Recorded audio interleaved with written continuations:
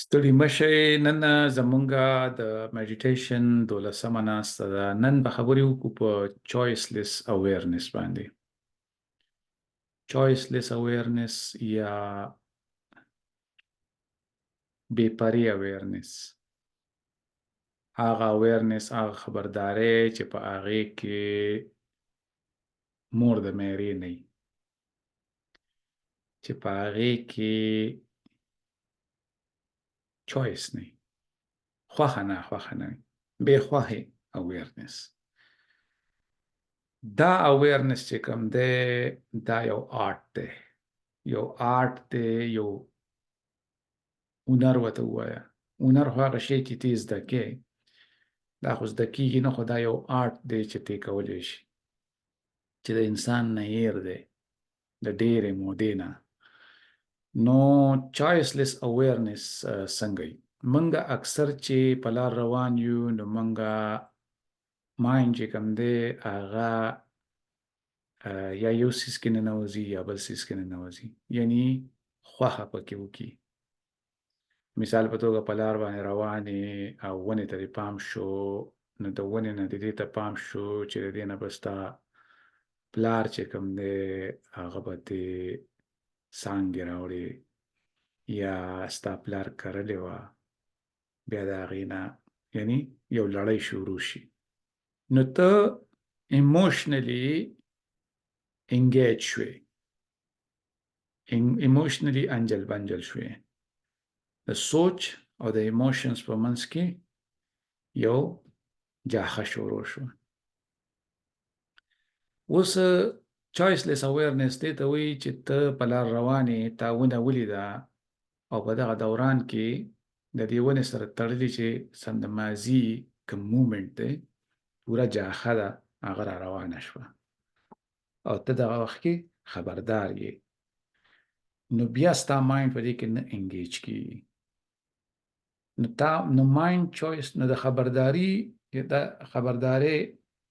دې ته وایي choiceless awareness، یعنی ستا مایند یو څیز پک نه کو، ونه یې ولیده، د هغې سره ټول مومنټ را ولاړ شه د ماضي، په ته مخکې روانې، مخکې د مرغۍ ولیده، نو ته دومره نه انګیج شوې چې هغه مرغۍ دې ونه لیده. اوس د مرغۍ ولیده، د مرغۍ نه د خپل ماضي را یاد شو چې لینده به دې ګرځوله، خو ایموشنلی انګیج نه شوې.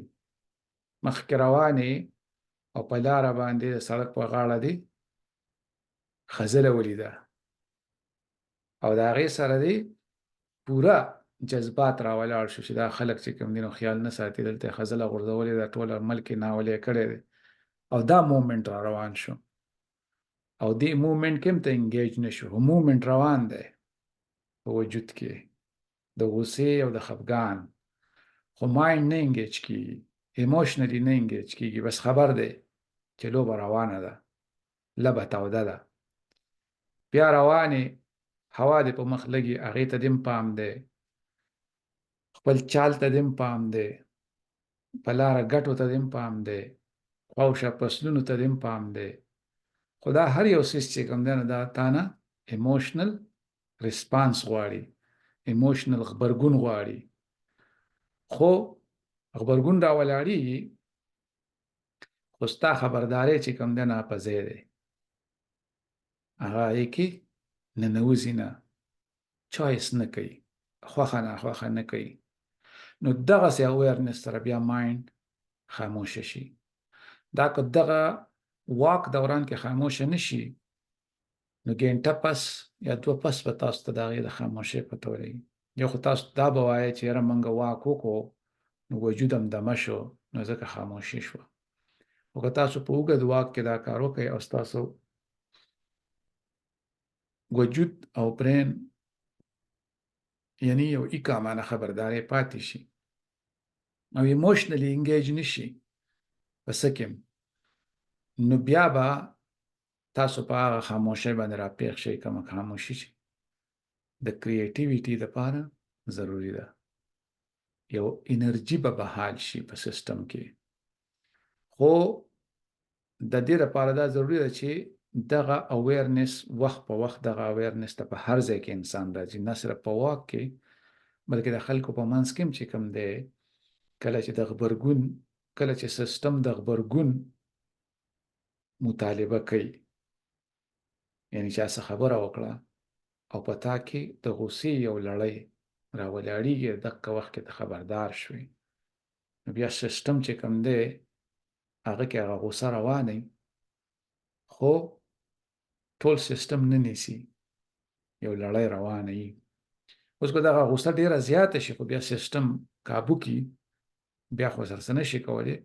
خو چې کله دا اویرنس تا جوړیږي یا نورم سنسیټیو کیږي، نو بیا به چې کوم دی نو سیستم نه انګیج کیږي، جاخه کیږي به نه، بیا به چې کوم دی نو سیستم اویر پاتې کیږي او دغه غبرګونونه پکې راولاړېږي. په لاره کې ماشومان چې کوم دی نو شور کوي، زوږ کوي او ستا ناڅاپه چې کوم دی نو غوسه راولاړ شي، خو دغه وخت کې خبرداری هم موجود دی.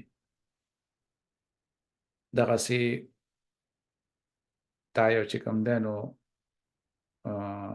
یو مشر سړی دی ولید، هغې نه ته خپل پلار رایاد شو، ایموشنلی انګیج کیږي وجود او ذهن.